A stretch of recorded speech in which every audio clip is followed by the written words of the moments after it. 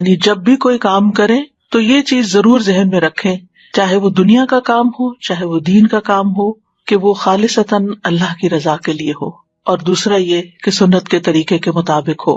اور اگر ہمارے دن بھر کے کام ان دو شرائط پر پورے اترتے ہوں گے تو انشاءاللہ وہ سب خیر کے کام ہی کہلائیں گے، اور اگر زندگی اس طرح گزرتی گئی تو انشاءاللہ فلاح پائیں گے، کیونکہ وَافْعَلُوا الْخَيْرَ لَعَلَّكُمْ تُفْلِحُونَ، فلاح، کامیابی، سکسیس، اس کا انحصار اس بات پر ہے کہ ہم اس زندگی کو کتنے اچھے کاموں میں گزارتے ہیں۔ رسول اللہ صلی اللہ علیہ وسلم نے فرمایا، ہر شخص صبح کو اٹھتا ہے تو اپنے نفس کا سودا کرتا ہے، پھر یا تو اسے آزاد کرتا ہے یا اسے ہلاک کر دیتا ہے، یعنی اینڈ آف دا ڈے یا تو پھر نفع کا سودا اور یا نقصان کا سودا۔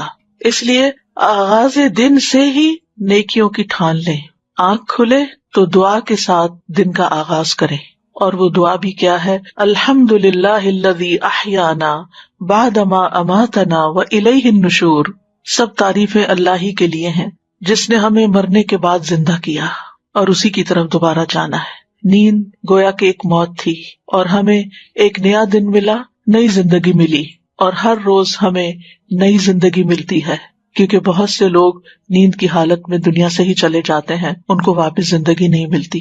اس لیے اٹھتے ہی اللہ کا شکر ادا کریں، یعنی اپنے دن کا آغاز گریٹیٹیوڈ سے کریں، الحمدللہ۔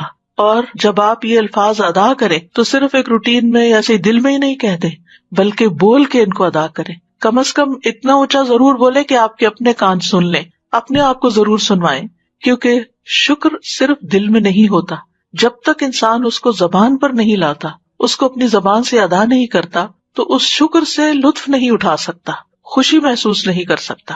لہٰذا اللہ کا شکر ادا کرے کہ اللہ نے آپ کو زندگی دی۔ پھر اس کے بعد دن کا آغاز فجر کی نماز سے کریں، اور پھر فجر کی نماز ایک بنیادی پلر ہے۔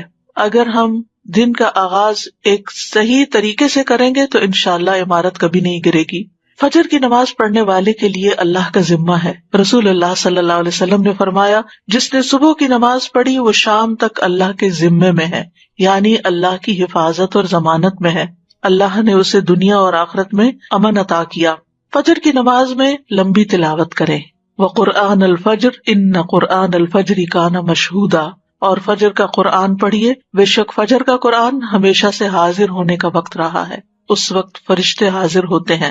کم سے کم تو 3 آیات ہوتی ہیں جیسے سورۃ اخلاص کی، لیکن زیادہ جتنی آپ بڑھا سکے، کیونکہ نبی صلی اللہ علیہ وسلم کی نمازوں میں فجر کی نماز سب سے طویل ہوتی تھی، یعنی اس کی قرات طویل ہوتی تھی۔ تہجد تو آپ خود اپنے لیے پڑھتے تھے تو وہ تو ویسے ہی طویل ہوتے تھے۔ رسول اللہ صلی اللہ علیہ وسلم نے فرمایا، کیا تم میں سے کوئی شخص یہ پسند کرتا ہے کہ جب وہ اپنے گھر واپس آئے تو اس میں 3 بڑی فربہ حاملہ اونٹنیاں موجود پائے، یعنی موٹی تازی 3 اونٹنیاں گھر میں کھڑی ہوں؟ ہم نے عرض کی جی ہاں۔ آپ نے فرمایا، پس 3 آیات جنہیں تم میں سے کوئی شخص اپنی نماز میں پڑھتا ہے، جو شخص اپنی نماز میں پڑھتا ہے وہ اس کے لیے 3 بھاری بھرکم اور موٹی تازی حاملہ اونٹنیوں سے بہتر ہے۔ تو اس سے یہ پتہ چلتا ہے کہ وہ قرآن کا حصہ جو ہم اپنی نماز کے اندر پڑھتے ہیں وہ اس سے افضل ہے جو ہم نماز کے باہر پڑھتے ہیں۔ لہٰذا اگر اللہ سبحانہ وتعالیٰ توفیق دیں تو تہجد کی نماز میں زیادہ سے زیادہ قرآن مجید پڑھیں، اور اپنا ڈیلی ایک ورد جو ہے وہ مقرر کر لیں کہ اتنا تو کم از کم ضرور پڑھنا ہے، کیونکہ جب ہم کوئی چیز مقرر کر لیتے ہیں اپنے اوپر تو پھر نبھا بھی جاتے ہیں، اور اگر آپ اپنے آپ کو اوپن اینڈ دیں تو نفس غالب آ جاتا ہے، سستی کر جاتا ہے اور انسان اس کو پورا نہیں کر پاتا۔ اور تہجد میں آپ قرآن مجید کو مصحف سے دیکھ کے بھی پڑھ سکتے ہیں تو اس میں طویل قرات ہو سکتی ہے، ادروائز قرآن مجید کے کچھ حصے یاد کر لیں تاکہ فجر کی نماز جو ہے وہ طویل ہو سکے۔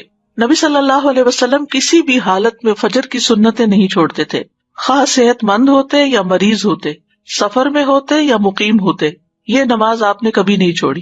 اس لیے ان سنتوں کا اہتمام کرنا ضروری ہے۔ اگر کسی وجہ سے نماز فرض میں تاخیر ہو رہی ہو، آنکھ دیر سے کھلی، تو آپ دوبارہ سورج نکلنے کے بعد پہلے ان سنتوں کی قضا پڑھیں۔ فجر کی سنتیں دنیا و ما فیہا سے بہتر ہیں۔ آپ صلی اللہ علیہ وسلم نے فرمایا، صحیح مسلم کی روایت ہے، فجر سے پہلے کی 2 رکعتیں دنیا اور جو کچھ اس میں ہے اس سے بہتر ہے۔ آپ سوچئے کہ اگر صرف فجر کی 2 سنتوں کی یہ قدر و قیمت ہے ان کا یہ مقام ہے کہ دنیا اور جو کچھ دنیا میں ہے سب سے بہتر ہے، تو پھر فرض نماز کا کیا عالم ہوگا اور باقی نمازوں کی کیا قدر و قیمت ہوگی۔ اس لیے کبھی بھی سستی کے مارے یا سفر یا تھکاوٹ یا بیماری میں بھی ان سنتوں کو نہ چھوڑیں، اور اگر آپ اس وقت شعور کے ساتھ یہ سنتیں ادا کریں کہ اس وقت دنیا میں جو کچھ ہے اگر آپ امیجن کر سکیں اس کو، تو میں اس سے بہتر چیز کا سودا کرنے جا رہی ہوں، تو انشاءاللہ اس سے آپ کی نماز میں ایک روح بھی آ جائے گی، اور پھر نماز خشوع و خضوع کے ساتھ ادا کریں۔ بعض اوقات ہمیں کچھ اور کام بھی ہوتے ہیں یا لوگ ہمارے انتظار میں ہوتے ہیں، لیکن یاد رکھیے کہ جو آپ کا انتظار کر رہا ہے اس کی حیثیت نماز سے بہت کم ہے، کیونکہ بعض اوقات ہم لوگوں کی خاطر اپنی نماز بہت مختصر کر دیتے، الا یہ کہ آپ کے بچے چھوٹے ہوں اور وہ رو رہے ہوں یا کوئی شدید مجبوری میں کھڑا ہو تو اور بات ہے، ورنہ اگر محض کوئی ملاقات کے لیے آیا ہے یا کسی اور مقصد کے لیے تو اس کو انتظار کرنا چاہیے کہ آپ اپنے رب کے حضور توجہ سے نماز ادا کر کے اس کے لیے فارغ ہوں۔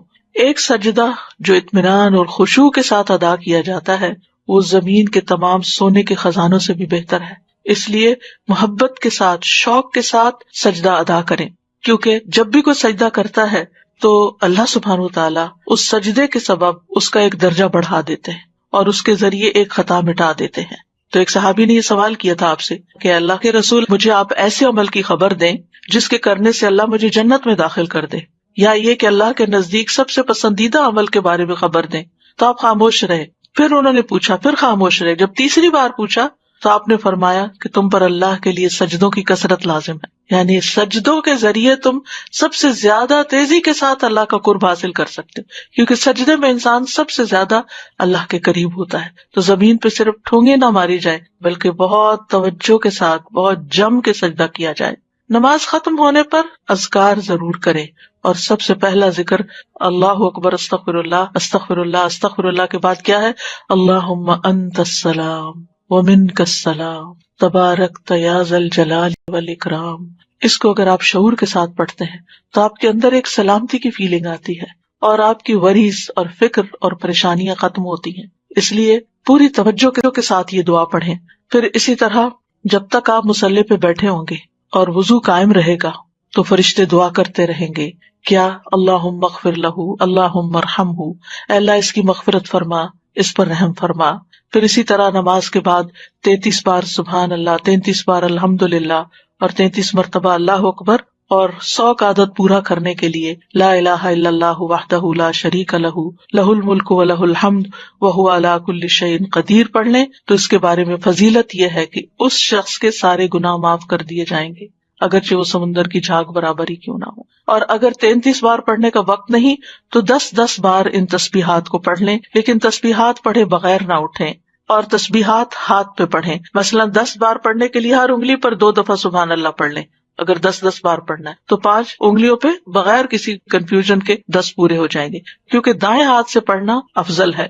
اور اسی طرح اگر آپ 33 بار پڑھنا چاہتے ہیں تو آپ ایک دفعہ نیچے سے اوپر کو 3 دفعہ اور دوسری دفعہ اوپر سے نیچے کو 3 دفعہ دائیں ہاتھ پہ پڑھیں، تو اس طرح 30 دفعہ ہو جائے گا، اور پھر ایک دفعہ اور چھوٹی انگلی پر 3 دفعہ مزید پڑھ کے 33 بار ہو جائے گا۔ یہ سیرہ رضی اللہ عنہا سے روایت ہے کہ نبی صلی اللہ علیہ وسلم نے عورتوں کو حکم دیا کہ وہ تکبیر، تقدیس اور تحلیل کی محافظت کریں اور تسبیح کو انگلی کے پوروں سے شمار کریں، اس لیے کہ قیامت کے دن ان سے بھی پوچھا جائے گا، سوال کیا جائے گا، اور وہ جواب دیں گی، یہ بولیں گی، تو یہ کیا گواہی دیں گی ہمارے حق میں کہ انہوں نے ہم پر اللہ کا ذکر گنا تھا۔ فجر کی نماز کے فوراً بعد سورج نکلنے سے پہلے صبح کے اذکار پوری توجہ کے ساتھ کریں۔ اللہ تعالیٰ فرماتے یا ایھا الذین آمنوا اذکروا اللہ ذکرا کثیرا وسبحوہ بکرۃ واصیلا، اے ایمان والو اللہ کو بکثرت یاد کیا کرو اور صبح و شام اس کی تسبیح کیا کرو۔ اور جو شخص صبح و شام 100 دفعہ سبحان اللہ و بحمدہ پڑھتا ہے تو قیامت کے دن کوئی شخص اس سے زیادہ افضل عمل نہیں لا سکتا سوائے اس کے جس نے اس کے برابر پڑھا ہو یا اس سے زیادہ پڑھا ہو۔ اور کوشش کیجئے کہ اپنی نماز کی جگہ پر ہی بیٹھے ہوئے اذکار مکمل کر لیں، کیونکہ فجر کی نماز سے لے کر سورج طلوع ہونے تک بیٹھنے کا اجر بہت بڑا ہے۔ رسول اللہ صلی اللہ علیہ وسلم نے فرمایا، جو شخص صبح کی نماز جماعت کے ساتھ ادا کرے پھر بیٹھا اللہ کا ذکر کرتا رہے یہاں تک کہ سورج نکل آئے، پھر 2 رکعتیں پڑھے، اس کے لیے ایک حج اور ایک عمرے کا ثواب ہے۔ حضرت انس فرماتے ہیں کہ پھر رسول اللہ صلی اللہ علیہ وسلم نے فرمایا تامتن تامتن تامتن، مکمل مکمل مکمل ثواب ہے، یعنی حج اور عمرے کا۔ اس لیے اس وقت کو ذکر اذکار میں، اللہ کی عبادت میں، اور یہ بھی ہے کہ اگر آپ قرآن کی تلاوت تہجد میں نہیں کر چکے تو اس وقت میں آپ قرآن مجید کی تلاوت بھی کر سکتے ہیں، لیکن یہ اسی وقت ہو سکتا ہے جب آپ تھوڑا وقت پر اٹھیں۔ یہ نہیں کہ سورج نکلنے سے 15 منٹ پہلے اٹھیں تو اس وقت یہ فضیلت آپ حاصل نہیں کر سکتے، آذان کے ساتھ ہی اٹھ جائیں اور پھر اس وقت میں اپنے صبح شام کے اذکار، کیونکہ صبح شام کے جو اذکار ہیں، صبح کے اذکار خاص طور پر، یہ آپ کے لیے حفاظت کا ذریعہ بھی ہے، اور یہ اسی وقت حفاظت کا ذریعہ ہے جب آپ ان کو سورج نکلنے سے پہلے پڑھتے ہیں۔ اور اس کے ساتھ ساتھ یہ بھی ہے کہ اگر آپ بیٹھ کے تھک رہے ہیں تو ساتھ ساتھ آپ اسٹریچز بھی کر سکتے ہیں، اپنی گردن کو موڑ سکتے ہیں، اپنے بازوؤں کو سانس لے سکتے ہیں، بیچ میں اپنے پاؤں کی ایکسرسائز کر سکتے ہیں، لیکن یہ ہے کہ آپ اس وقت کو اللہ سبحانہ تعالیٰ کے ذکر اور عبادت میں ہی گزاریں۔ اور قرآن مجید کی تلاوت جو ہے یہ بڑا ہی نفع مند کام ہے۔ اپنا مصحف روز کھولیں، یعنی کوئی دن ایسا نہ جائے کہ جس کے شروع میں آپ کا قرآن مجید کا کوئی حصہ نہ ہو، کیونکہ یہ بابرکت کتاب ہے اور اس کی برکت کی وجہ سے آپ کے دن کے کام بھی آسان ہو جائیں گے۔ سورۃ فاطر کی آیات میں اللہ تعالیٰ فرماتے ہیں ان الذین یتلون کتاب اللہ واقاموا الصلاۃ وانفقوا مما رزقناہم سرا وعلانیۃ یرجون تجارۃ لن تبور لیوفیہم اجورہم ویزیدہم من فضلہ انہ غفور شکور۔ بے شک جو لوگ اللہ کی کتاب کی تلاوت کرتے ہیں اور انہوں نے نماز قائم کی اور جو کچھ ہم نے انہیں دیا اس میں سے انہوں نے پوشیدہ اور ظاہر خرچ کیا، وہ ایسی تجارت کی امید رکھتے ہیں جو کبھی برباد نہ ہوگی، جس میں نقصان ہے ہی نہیں، تاکہ وہ انہیں ان کے اجر پورے پورے دے اور اپنے فضل سے انہیں زیادہ بھی دے، یعنی صرف اتنا نہیں ملے گا جو انہوں نے کیا، زیادہ بھی ملے گا، بلا شبہ وہ بے حد بخشنے والا نہایت قدردان ہے۔ اور پھر قرآن مجید کی تلاوت دن بھر آپ کو غموں سے آزاد رکھے گی، کیونکہ جب دل میں غم بیٹھ جاتے ہیں تو یہ اس بات کی طرف اشارہ ہوتا ہے کہ آپ کے دل کو مزید قرآن کی غذا کی ضرورت ہے۔ اور قرآن مجید کو ہمیشہ اپنے قریب رکھا کریں، یعنی آپ کے ہاتھ کی ریچ میں ہو، آپ کے بیڈ سائڈ ٹیبل پر ہو یا ڈرار میں ہو یا ساتھ ہی کوئی شیلف ہو اس میں ہو، یعنی سراہنے کے پاس ہو، کیونکہ جب بھی آپ کو وقت ملے یا تھوڑی دیر کے لیے بھی آپ ریلیکس ہو تو آپ کچھ نہ کچھ کھول کے پھر پڑھ سکتے ہیں۔ اور اب تو الحمدللہ موبائلز کے اندر بھی قرآن مجید موجود ہے، ایون لیٹ کے بھی اگر آپ اس کو دیکھنا چاہیں تو دیکھ سکتے ہیں۔ اور یہ اس اعتبار سے بھی سراہنے کی بات میں کر رہی ہوں کیونکہ جب انسان کو دفن کر دیا جاتا ہے قبر میں تو فرشتہ اس کے سر کی طرف سے عذاب دینے کے لیے آتا ہے، تو تلاوت قرآن اس کو دور کر دیتی ہے، اور جب فرشتہ سامنے سے آتا ہے تو صدقہ اس کو دھکیل دیتا ہے، اور جب پاؤں کی طرف سے آتا ہے تو مساجد کی طرف چل کے جانا اس کو دور کر دیتا ہے۔ تو کتنا ضروری ہے کہ ہم ان نیک اعمال کو روزانہ کی بیس پہ کرتے رہیں تاکہ مرنے کے بعد جب ہم اپنی قبر میں ہوں تو پرسکون ہوں۔ اور اگر آپ کو اللہ تعالیٰ توفیق دیتا ہے، اور خصوصاً وہ خواتین جو بزرگ ہیں، جن کے بچے چھوٹے نہیں یا جو جاب نہیں کرتی، جو اپنے گھر پہ ہوتے ہیں یا ریٹائر ہو چکے ہیں، تو ان کے لیے یہ نیکیاں کمانے کا بہت ہی اچھا وقت اور موقع ہے کہ وہ سورج نکلنے تک انتظار کریں، عبادت کریں، اور پھر اس کے بعد جب اشراق کا وقت ہو تو اشراق پڑھیں۔ اور اس کے بارے میں یہ حدیث قدسی ہے، رسول اللہ صلی اللہ علیہ وسلم نے فرمایا تمہارا رب فرماتا ہے اے ابن آدم، کیا تم اس بات سے عاجز آ گئے ہو کہ تم دن کے ابتدائی حصے میں 4 رکعتیں پڑھو؟ میں ان کے بدلے میں تمہارے دن کے آخر تک تمہیں کفایت کروں گا، یعنی تمہارے سارے کام بنا دوں گا۔ پھر اس کے بعد پہلی چیز یہ کہ ناشتہ کریں، ناشتہ کریں، اگرچہ آپ کا دل نہ بھی چاہے، لیکن کچھ دن اگر آپ زبردستی کچھ کریں گے تو پھر عادت بھی ہو جائے گی، کیونکہ روحانی ترقی ہو نہیں سکتی جب تک انسان کی صحت درست نہ ہو، جسمانی طور پر مضبوط نہ ہو۔ اگر آپ کو گھر سے فوراً نکلنا ہوتا ہے اور آپ کا زیادہ وقت عبادت میں گزر گیا ہے تو آپ اپنے ساتھ کھجور بھی رکھ سکتے ہیں، یعنی اگر آپ کو شدید مصروفیت ہے اور وقت کم ہے تو کھجور کا ناشتہ کر سکتے ہیں۔ نبی صلی اللہ علیہ وسلم کی سنت بھی ہے، آپ نے فرمایا بالائی علاقے کی اجوا کھجور کا نہار منہ استعمال کرنا ہر قسم کے جادو اور زہر سے شفا ہے۔ پھر دودھ بہترین غذا ہے، اور ان چیزوں کو بھی عبادت سمجھ کے کریں۔ رسول اللہ صلی اللہ علیہ وسلم کے پاس دودھ لایا گیا تو آپ نے اسے پیا، پھر رسول اللہ صلی اللہ علیہ وسلم نے فرمایا بے شک دودھ کے علاوہ کوئی چیز ایسی نہیں جو کھانے اور پینے دونوں سے کفایت کر دے، یعنی اگر آپ کچھ کھا نہیں پی سکے اور 1 کپ دودھ پی لیتے ہیں تو آپ کا کھانا اور پینا دونوں ہو گئے۔ ابن عباس کہتے ہیں کہ رسول اللہ صلی اللہ علیہ وسلم نے فرمایا جس کو اللہ کھانا کھلائے اسے چاہیے کہ وہ یوں کہے اللہم بارک لنا فیہ وارزقنا خیرا منہ، اے اللہ تو ہمارے لیے اس میں برکت عطا کر اور ہمیں اس سے بہتر رزق عطا کر. تو آپ دیکھیے ہر روز اگر یہی انسان پڑھے تو کتنی بھلائی ہوگی. اور جسے اللہ دودھ پلائے تو یوں کہے اللہم بارک لنا فیہ وزدنا منہ، یہ نہیں کہا خیرا منہ، کیونکہ دودھ سے بہتر کوئی چیز نہیں. اے اللہ تو ہمارے لیے اس میں برکت عطا فرما اور ہمیں اس سے زیادہ دے، یعنی مزید دودھ عطا فرما. اور پھر یہ کہ آپ اپنے دن کے کام کاج شروع کریں اور صبح صبح یہ نیت کریں اور اپنے منہ سے دہرایا بھی کریں کہ حیاتی کلھا للہ، میری ساری زندگی اللہ کے لیے، میرا سارے دن کے کام اللہ ہی کی خاطر ہے.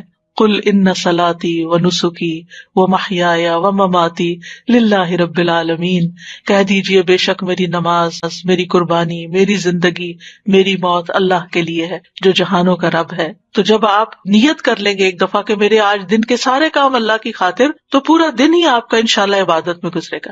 پھر یہ ہے کہ ہر روز اپنے لیے علم نافع میں اضافہ کریں. رب زدنی علما یہ اپنی دعاؤں میں شامل کر لیں. رسول اللہ صلی اللہ علیہ وسلم نے فرمایا جو شخص صبح کے وقت اس لیے مسجد کی طرف نکلا کہ بھلائی سیکھے یا سکھائے تو اس کے لیے پورا حج ادا کرنے والے کی مثل اجر ہے. یعنی ہر روز اگر انسان اپنے گھر سے نکلتا ہے علم حاصل کرنے کے لیے تو حج کے برابر اس کو ثواب ملتا ہے. اور علم سیکھنے اور سکھانے کے لیے وقت مقرر کریں. اگر آپ نے کوئی کلاس جوائن کی ہوئی ہے یا اگر آپ آن لائن کلاس لے رہے ہیں تو وہ سب سے بہتر ہے. یعنی چاہے آپ کتنے ہی کورسز کر چکے ہوں، کہیں نہ کہیں اپنے آپ کو باندھ کے رکھیں، کیونکہ اگر آپ نے کہیں کمٹمنٹ نہیں کی تو پھر آپ صرف سوچتے ہی رہ جائیں گے. لیکن جب آپ اپنے آپ کو کسی خاص وقت کا پابند کرتے ہیں، کسی خاص کورس کا پابند کرتے ہیں، تو اس سے فائدہ یہ ہوتا ہے کہ پھر آپ پابندی کے ساتھ، روٹین کے ساتھ وہ کام کرتے چلے جاتے ہیں. لیکن اس کے ساتھ ہی اپنے لیے سیلف اسٹڈی کا بھی کوئی نہ کوئی وقت مقرر کریں. مثلاً کھانا پکاتے ہوئے کچھ سنیں یا کچھ ساتھ ساتھ پڑھ بھی سکتے ہیں، کتاب وہاں بھی لے جا سکتے ہیں. گھر کے کام کاج کرنے کے دوران بھی آپ اپنے علم کا سفر جاری رکھ سکتے ہیں، لیکن اس کے لیے آپ کو مقرر کرنا ہوگا. مثال کے طور پر میں نے اپنے ناشتہ بنانے کے وقت کو مقرر کیا ہوا ہے قرآن مجید سننے کے لیے، کیونکہ سن کر میرے دل پہ بہت اثر ہوتا ہے اور دہرائی بھی ہوتی چلی جاتی ہے. یعنی تلاوت اپنی جگہ ہے لیکن سننا. تو آپ بھی اپنے کسی ایک وقت میں جس میں آپ کے ہاتھ مشغول ہیں، آپ خود پڑھ نہیں سکتے، تو آپ اس وقت لسننگ کریں. موبائل پہ آپ خاص ایپ لوڈ کر لیں جس میں صرف آپ کی لسننگ ہی ہوتی رہے، یعنی وہاں سے اس کو ہٹائے نہیں، اور اس طرح پورا قرآن مجید جو ہے سن سن کر بھی مکمل کریں. یہ بھی علم بڑھانے کا ایک طریقہ ہے. اور خاموشی سے اگر انسان قرآن مجید سنتا ہے تو اللہ تعالیٰ کی رحمت بھی نازل ہوتی ہے. اور وقت مقرر کرنے کے بارے میں اس لیے بھی کہوں گی کہ ایک خاتون نبی صلی اللہ علیہ وسلم کی خدمت میں حاضر ہوئی، کہنے لگی اللہ کے رسول آپ کی تمام باتیں مردوں نے سیکھ لی، ہمارے لیے بھی آپ اپنی طرف سے کوئی دن مخصوص کریں جس میں ہم آپ کے پاس آئیں اور آپ ہمیں وہ تعلیمات دیں جو اللہ نے آپ کو سکھائی ہیں. تو آپ نے فرمایا کہ فلاں دن فلاں جگہ جمع ہو جاؤ، یعنی جگہ بھی بتا دی اور دن بھی بتا دیا. چنانچہ عورتیں جمع ہوئی، نبی صلی اللہ علیہ وسلم ان کے پاس آئے اور انہیں وہ سکھایا جو اللہ نے آپ کو سکھایا تھا. تو اس لیے کسی سے سیکھنا جو ہے یہ بھی ساری زندگی جاری رکھے. انسان کسی بھی مقام پر پہنچ جائے تو اس کو سیکھنے کا سفر ختم نہیں کرنا چاہیے. امام احمد بن حنبل کے بارے میں آتا ہے کہ بہت بوڑھے بھی ہو چکے تھے، چلنا بھی ان کے لیے مشکل ہو گیا تھا، لیکن جب سنتے کہ شہر میں کوئی عالم آیا ہے تو اپنی قلم دوات اٹھاتے اور چل پڑتے. تو ان سے کسی نے پوچھا کہ کب تک آخر آپ یہ علم کی مجالس میں جائیں گے؟ کہا موت تک، یعنی جب تک میری زندگی ہے میں مزید سیکھتا رہوں گا. بعض باتیں انسان نے سیکھی بھی ہوتی ہیں لیکن بھول جاتا ہے، ان کو دوبارہ تازہ کرنے کی ضرورت ہوتی ہے، اور اس سے ایمان بھی بڑھتا ہے. اپنے دلوں کو ایمان سے سجائیں. وَلَٰكِنَّ اللَّهَ حَبَّبَ إِلَيْكُمُ الْإِيمَانَ وَزَيَّنَهُ فِي قُلُوبِكُمْ. اپنے آپ کو دیکھا کرے کہ کیا میرے دل میں ایمان کا حسن ہے، خوبصورتی ہے. اور ایمان میں اضافے میں جو چیزیں مددگار ہوتی ہیں وہ ہیں اللہ تعالیٰ کی اطاعت اور پسند کے کام کرنا، امانت کی حفاظت کرنا، سچ بولنا، ایمان کے مزین ہونے کی دعا کرنا، ایمان گھٹانے والے کاموں سے بچنا، چاہے وہ زبان کے گناہ ہو یا ویسے گناہ ہو، اور ایمان والے ساتھی تلاش کرنا، نیک صحبت. یعنی اب کووڈ کے دنوں میں آپ لوگوں سے ملنے کے لیے نہیں جا سکتے، لیکن آپ کال کر سکتے ہیں، آپ بات کر سکتے ہیں، لیکن ان لوگوں سے بات کرنے سے پرہیز کیجیے جو صرف غیبت سنانے والے ہوں یا صرف منفی باتیں کر کے آپ کو پریشان کرنے والے ہوں. ان کو کسی کام لگا دیجیے تاکہ وہ آپ کو نشانہ نہ بنائے، آپ کو ڈسٹ بن نہ بنائے کہ وہ صرف اپنے مسائل ہر وقت آپ کے سر پہ ڈالتے رہیں اور آپ ان کی وجہ سے پریشان رہیں، چاہے وہ آپ کے رشتے داروں میں سے ہو، چاہے وہ آپ کی اولاد میں سے ہو، چاہے آپ کے والدین میں سے ہو، چاہے آپ کے بہن بھائیوں میں سے ہو، کیونکہ یہی قریبی رشتے ہوتے ہیں جو بعض اوقات ہمارے لیے آزمائش بن جاتے ہیں. اور ان کی زندگی میں مسائل ہوتے ہیں، وہ جب بات کرتے ہیں وہ کسی نہ کسی کی شکایت کرتے ہیں، کسی نہ کسی کی غیبت کرتے ہیں، کوئی شوہر کی کر رہا ہے اور کوئی بچوں کی کر رہا ہے اور کوئی بہن بھائیوں کی کر رہا ہے اور کوئی کسی رشتے دار کی، کوئی نیبر کی. تو اس چیز سے آپ نے پوری طرح بچنا ہے. آپ ان کو کسی ایسے کام لگا سکتے ہیں، علم سیکھنے سکھانے کے کام میں، کسی ویلفیئر کے کام میں، کسی کی خدمت کے کام میں، کہ جس سے ان کی زندگی میں خوشی آئے اور دھیان بٹے اور وہ ہر وقت آپ سے اس قسم کی باتیں نہ کریں. اور اگر وہ نہیں باز آتے تو ان کو آپ اچھے طریقے سے سمجھا بھی سکتے ہیں کہ یہ کام آپ کے اور میرے دونوں کے ایمان کے لیے بھی درست نہیں اور ہماری آخرت کے لیے بھی درست نہیں. ایک دفعہ شاید ان کو یہ بات کڑوی لگے، لیکن یہ ہے کہ آئندہ کے لیے وہ سنبھل جائیں گے. پھر اسی طرح یہ ہے کہ قلبی طہارت کے ساتھ ساتھ اپنی جسمانی طہارت کا بھی روزانہ اہتمام کریں. اپنے جسم، ناخن، بدن، ان تمام چیزوں کے بارے میں فکر مند رہیں. ابو ہریرہ کہتے ہیں 5 چیزیں فطری ہیں: ختنہ کرنا، زیر ناف بال صاف کرنا، بغل کے بال اکھاڑنا، ناخن تراشنا، مونچھیں کتروانا.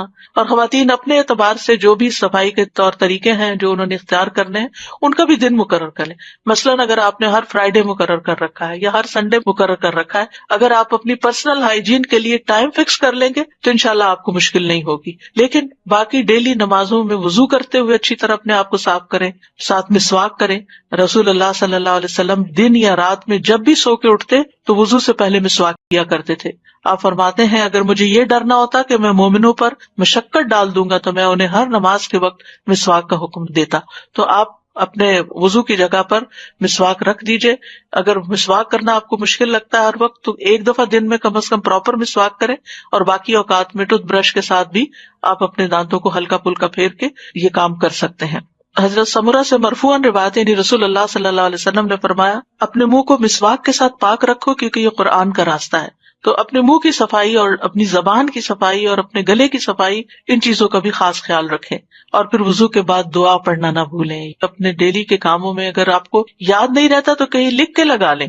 رسول اللہ صلی اللہ علیہ وسلم نے فرمایا جو وضو کرے اور اچھی طرح وضو کرے پھر یوں کہے اشہد ان لا الہ الا اللہ وحدہ لا شریک لہ واشہد ان محمدا عبدہ ورسولہ اللہم اجعلنی من التوابین واجعلنی من المتطہرین، اس کے لیے جنت کے 8 دروازے کھول دیے جائیں گے، وہ ان میں سے جس میں سے چاہے داخل ہو جائے. سبحان اللہ، کتنی مختصر سی دعا ہے لیکن کتنا بڑا اجر ہے، اس لیے اس کو نہ بھولیں.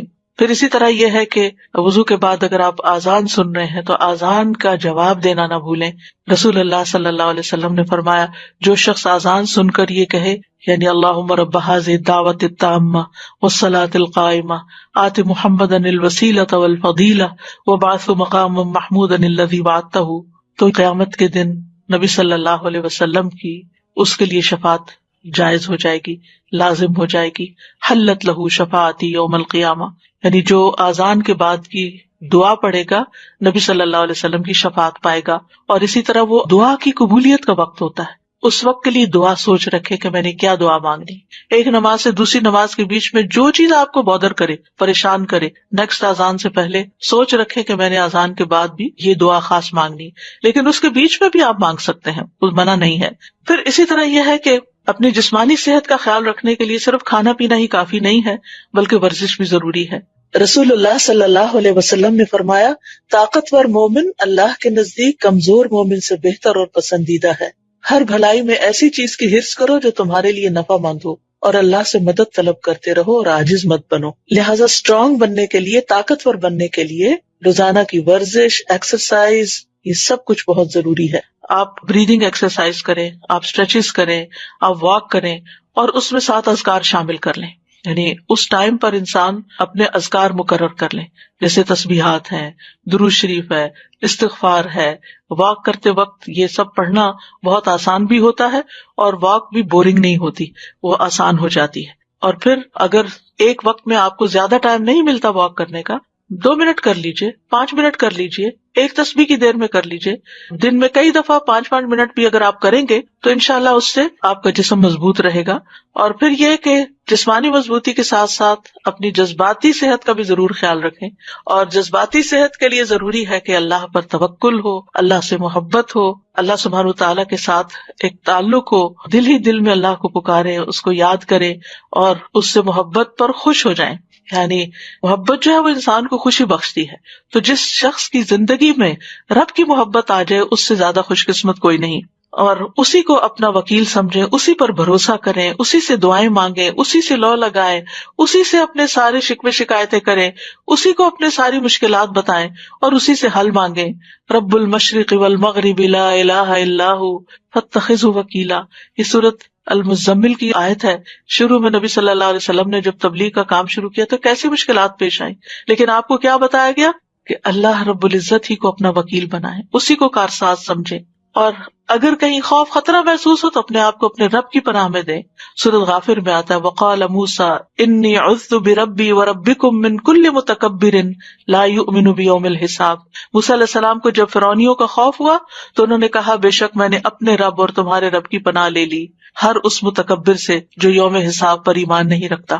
تو آپ کو کسی انسان کی طرف سے کوئی خوف محسوس ہو، کہیں پریشانی محسوس ہو تو فوراً اس آیت کو پڑھ کر بلند آواز میں اپنے آپ کو تسلی دے. حقیقت یہ ہے کہ قرآن مجید کے ساتھ اگر آپ کا تعلق مضبوط ہو تو آپ کو روزانہ کے مسائل کا حل اس میں ملتا ہی چلا جائے گا. اور حالات جس طرح کے بھی ہوں اللہ کی رحمت سے پر امید رہیں. اور اللہ کی رحمت کس کے قریب ہوتی ہے؟ محسنین کے. ان رحمت اللہ قریب من المحسنین. چاہے آپ طوفانوں کی زد میں ہو پھر بھی اللہ کی طرف رجوع کرے. موسیٰ علیہ السلام کی قوم پریشان ہو گئی، آگے سمندر تھا اور پیچھے فرعون تھا، تو موسیٰ علیہ السلام نے کہا قال کلا ان معی ربی سیہدینی. ہرگز نہیں، پریشانی کی بات ہی نہیں، بے شک میرے ساتھ میرا رب ہے، وہ ضرور مجھے راستہ بتائے گا. اسی طرح کام کاج کے دوران غور و فکر جاری رکھیں، ذکر جاری رکھیں، اللہ سے دل میں باتیں کرتے رہیں، دعائیں کرتے رہیں. اگر ممکن ہو تو دن میں قیلولہ ضرور کریں. دوپہر میں کچھ دیر آرام کرنے کو قیلولہ کہتے ہیں، لیکن اس سے مراد گہری نیند سونا نہیں ہے بلکہ ہلکی سی نیند لینا ہے. اگر 10 سے 15 منٹ تک کے لیے بھی آنکھیں بند کر کے خاموش لیٹ جائیں اور ہلکی سی نیند لے لیں تو اس سے آپ انرجیٹک ہو جاتے ہیں. رسول اللہ صلی اللہ علیہ وسلم نے فرمایا قیلولہ کرو، شیطان قیلولہ نہیں کرتے. حضرت انس کہتے ہیں کہ ام سلیم نبی صلی اللہ علیہ وسلم کے لیے چمڑے کا فرش بچھا دیتی تھی اور آپ صلی اللہ علیہ وسلم ان کے ہاں اسی پر قیلولہ کرتے تھے. عربی کا مشہور مقولہ ہے تغدى تمدى ولو لقمتين تعشى تمشى ولو قدمين. دوپہر کا کھانا کھاؤ تو لیٹ جاؤ اگرچہ 2 لقمے ہی کھاؤ، رات کا کھانا کھاؤ تو چہل قدمی کرو اگر 2 قدم ہی چلو. عقل مند لوگ قرآن مجید میں ان کو بتایا گیا الذین یذکرون اللہ قیاما وقعودا وعلی جنوبہم ویتفکرون فی خلق السماوات والارض ربنا ما خلقت هذا باطلا سبحانک فقنا عذاب النار. کون ہے عقل مند لوگ؟ وہ جو کھڑے بیٹھے اور لیٹے اللہ کو یاد کرتے رہتے ہیں اور آسمانوں اور زمین کی پیدائش میں غور و فکر کرتے ہیں اور کہتے ہیں اے ہمارے رب تو نے یہ سب کچھ بے مقصد پیدا نہیں کیا، تو پاک ہے، ہمیں آگ کے عذاب سے بچا. اور خاص طور پر جب آپ کچن میں کام کر رہے ہوں، کوکنگ کر رہے ہوں، اس وقت روزانہ کوشش کریں کہ آگ کے عذاب سے پناہ کی دعا کریں، کیونکہ وہاں آگ قریب ہوتی ہے تو انسان کے پھر دل سے دعا نکلتی ہے. یعنی اس سے بہتر موقع کوئی نہیں ہوتا کہ جب انسان آگ سے بچنے کی دعا کرے. تو کہنے کا مطلب یہ ہے کہ ذکر صرف مصلے پر نہیں ہوتا، ذکر چلتے پھرتے اٹھتے بیٹھتے کام کاج کرتے آپ کی زبان اللہ کے ذکر سے تر رہے. اور کیونکہ اللہ کا ذکر جو ہے کثرت سے کرنا کامیابی کا باعث ہے. سورۃ انفال میں آتا ہے وَاذْكُرُوا اللَّهَ كَثِيرًا لَعَلَّكُمْ تُفْلِحُونَ. اور اللہ کو بہت زیادہ یاد کرو تاکہ تم فلاح پاؤ. الا بذکر اللہ تطمئن القلوب. سن لو اللہ ہی کی یاد سے دل اطمینان پاتے ہیں. اور سب سے افضل ذکر کیا ہے؟ لا الہ الا اللہ. خصوصاً جب دل گھبرائے تو کثرت سے پڑھے لا الہ الا اللہ. اس کا مطلب نہیں کہ صرف ایک تسبیح کر کے رکھ دے، اٹھتے بیٹھتے بھی لا الہ الا اللہ، اللہ اکبر، الحمدللہ، اللہ تیرا شکر ہے، سبحان اللہ، استغفر اللہ، یہ زبان پہ جاری ہوتے رہنے چاہیے تاکہ جب موت کا وقت آئے تو ذکر کرنے میں لا الہ الا اللہ پڑھنے میں کوئی مشکل نہ ہو. پھر اسی طرح لا حول ولا قوت الا باللہ. رسول اللہ صلی اللہ علیہ وسلم نے حضرت ابو ہریرہ سے فرمایا لا حول ولا قوت الا باللہ زیادہ پڑھا کرو، یہ جنت کے خزانوں میں سے ایک خزانہ ہے. یعنی جنت میں اگر آپ کو خزانے چاہیے تو لا حول کی کثرت کر دیں. کثرت سے توبہ استغفار بھی کرنی چاہیے کیونکہ استغفار سے رحمت کے دروازے کھلتے ہیں، دنیا کی ساری مشکلات حل ہوتی ہیں. اور پھر مسلسل استغفار گناہوں کو مٹاتا ہے، رزق کو کھینچ لاتا ہے، اولاد میں خیر و بھلائی ہوتی ہے، اور اللہ تعالیٰ دنیا کی نعمتیں بھی کثرت سے دیتے ہیں. جیسے کہ سورۃ نوح میں آتا ہے کہ آسمان سے بارشیں بھی برسیں گی، مال اور بیٹوں سے بھی تمہاری مدد ہوگی، اور اگر مال میں کمی ہے یا بیٹوں کی طرف سے پریشانی ہے تو وہ بھی اللہ تعالیٰ دور کرے گا، اور تمہیں باغات عطا کرے گا، تمہارے لیے نہریں جاری کر دے گا۔ مغرب کی نماز کے بعد بھی اللہ سبحانہ وتعالیٰ کا ذکر کرے۔ حدیث میں آتا ہے رسول اللہ صلی اللہ علیہ وسلم نے فرمایا، جو شخص لا الہ الا اللہ وحدہ لا شریک لہ لہ الملک ولہ الحمد یحیی ویمیت وہو علی کل شیء قدیر مغرب کے بعد 10 مرتبہ پڑھے گا، اللہ تعالیٰ اس کی حفاظت کے لیے اسلحہ بردار فرشتے بھیجے گا جو صبح تک اس کی شیطان سے حفاظت کریں گے۔ پھر یہ ہے کہ دن بھر کے کاموں کو آپ آرگنائز کر کے کریں، یعنی اپنے آپ کو جتنا آپ ڈسپلن کریں گے اتنا ہی آپ کا دن زیادہ پروڈکٹیو ہوگا۔ وقت کا بہتر سے بہتر استعمال کریں۔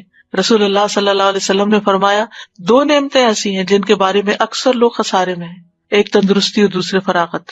بہت سے لوگ بہت سی چیزیں سوچتے ہیں لیکن کر نہیں پاتے، اور جب کرنے لگتے ہیں تو تھوڑی دیر میں دھیان ادھر ادھر ہو جاتا ہے اور پھر ہر چیز بکھر جاتی ہے۔ اینڈ آف دا ڈے انسان کہتا ہے میں نے تو کچھ کیا ہی نہیں، اور پریشانی پر پریشانی بڑھتی چلی جاتی ہے۔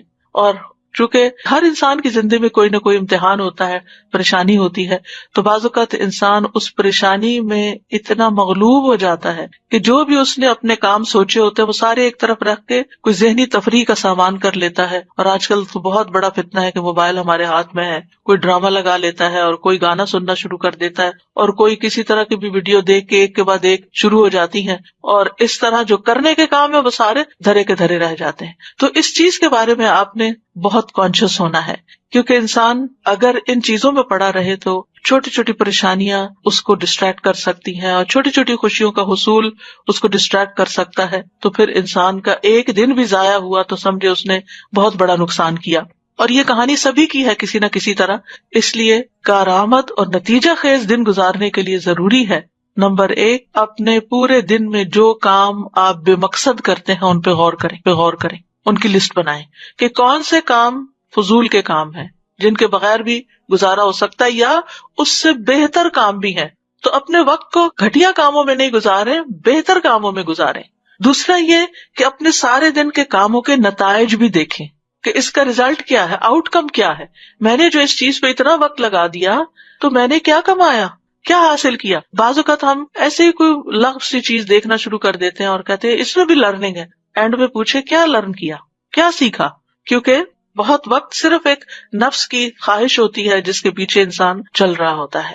نمبر 3، اپنے مقصد پر نظر رکھیں کہ میرا کسی بھی کام کے کرنے کے پیچھے مقصد کیا ہے، یہ کام میں کیوں کر رہا ہوں۔ کوئی بھی مصروفیت آپ نے جو اختیار کی ہے یا شروع کی ہے، اور اس مقصد کے راستے میں جو چیز رکاوٹ ہے اس رکاوٹ کو پہلے دور کریں۔